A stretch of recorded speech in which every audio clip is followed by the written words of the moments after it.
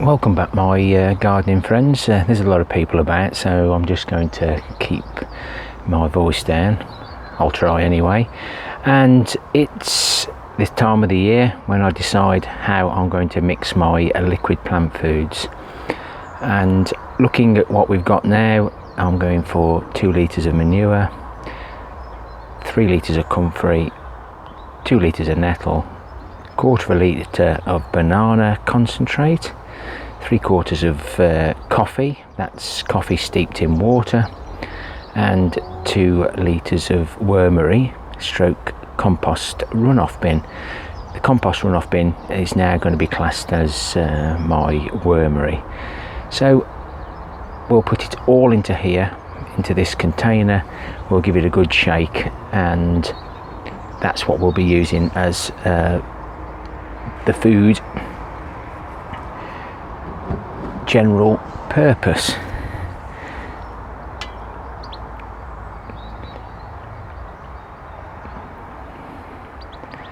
So these are my liquid plant foods. The colours, well, they're beautiful. The smells aren't. But there we are. We have the nettle plant food. That's nettle steeped in water. The banana concentrate liquid is bananas just left to their own devices, and any water and any nutrients out those bananas drop into the container from that bin. The comfrey pipe concentrate, that will be used as a very weak mix. It's a concentrate, not like the comfrey that's steeped in water. Manure runoff bin, that's new for this year for me. Comfrey plant food, that's steeped in water. That's the coffee grounds. So that is steeped in water also until it can't soak up anymore. The wormery, as you can see, that's out of my wormery bin, and realistically it's not good enough for what I want. And this is the new wormery, so this is the old compost runoff bin, and all that was mixed up into a big barrel, stirred up. So different times of the year it can be light, and later on in the year it can be dark, depends how busy the worms are. So you can see a difference there. So I'm going to get these mixed up, and I can use comfrey just on its own for my fruiting. Nettles, you've already seen me use it on the strawberries and raspberries. We'll have a look at those shortly. So let me get this set up, and let's get the container filled, because I'm desperate to start rejuvenating some of the spent compost in the polytunnel and elsewhere.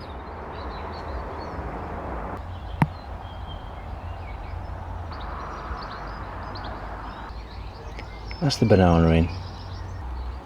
Coffee,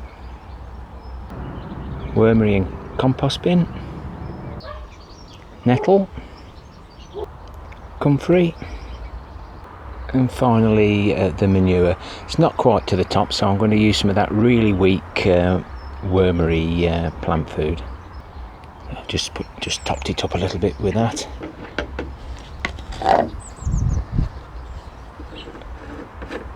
We'll tighten the lid up while we shake it, but once it's been manoeuvred about, always leave the top off. But when you pick it up, always remember to tighten it up, because the gases will actually blow this container out. So the birds are having a bit of a scrap in the background. So my watering cans are about 7 litres, so it's roughly 1 part plant food to 10 water, so I just adjust it accordingly. I may even do some marks on here.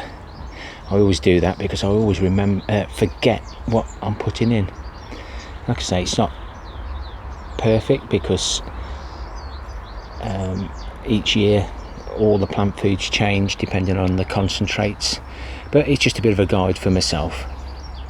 Let's go and have a look at the strawberries and raspberries that had the nettle tea a few weeks back, because it won't be long before they get the comfrey. The strawberries are definitely bursting into life.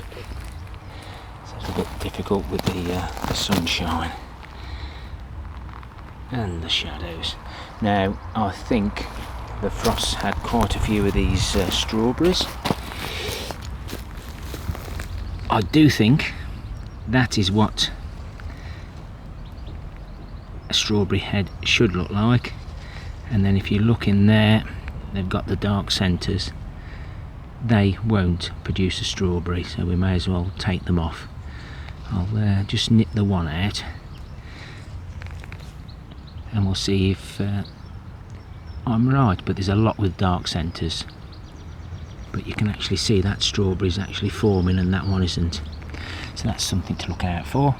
And also the frost has caught all the fresh leaves off the raspberries, but this one is actually not supposed to be there, so all I do,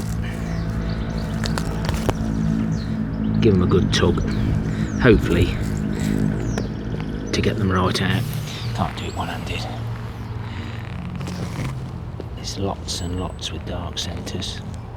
Hopefully I'm wrong, but something to keep an eye on. New Year's Day potatoes are looking fine.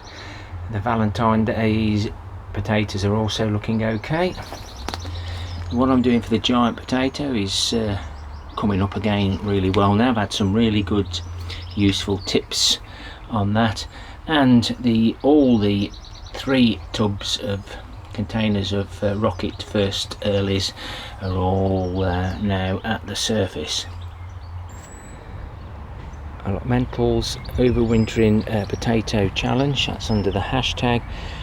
I actually found some growth, so I've buried that now, so it's survived the winter. This is the new compost runoff bin, and Bob LT Garden said, do you think the water would get into there? And yes, it probably would have done, Bob. So well done for that spot. That saved me a little bit of grief, and we don't want it to be watered down any more than necessary. You've seen the video on 1 minute tip on how I help prevent slugs, snails and the flea beetle. Everything's looking okay, and then one of my eagle-eyed viewers spotted that I'd use nails. I know I use the nails, but just reminded me that I could injure myself on those nails, so I've changed that now to some wooden battens. I'll just get a big splinter instead. I'll put some water under there. No slugs in there, but there isn't any signs of any slugs, so they are trying to crawl in, and hopefully, while the coffee grounds and blended eggshells are still dry, they'll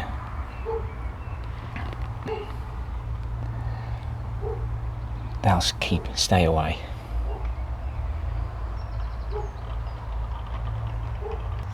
The difference between the pak choi outside and the pak choi inside the cold frame.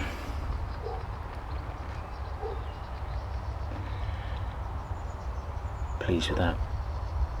And just before I let you go, obviously it's really warm today. It's Good Friday today. You'll see this on the Saturday, but you can see the moisture is being kept in there, so it won't be long before we get those parsnip seeds sown. If you've found this interesting, it's my blog. At least I can look back on last year's mix and to see what we actually did and got. It worked reasonably well last year, so let's see how this year goes. if you've liked the content, please like and subscribe. Thumbs down, we don't mind. It's all interaction. That's all I'm after. But a thumbs down, please leave a comment. Happy gardening to you all. Till next time, my friends. Ta for now.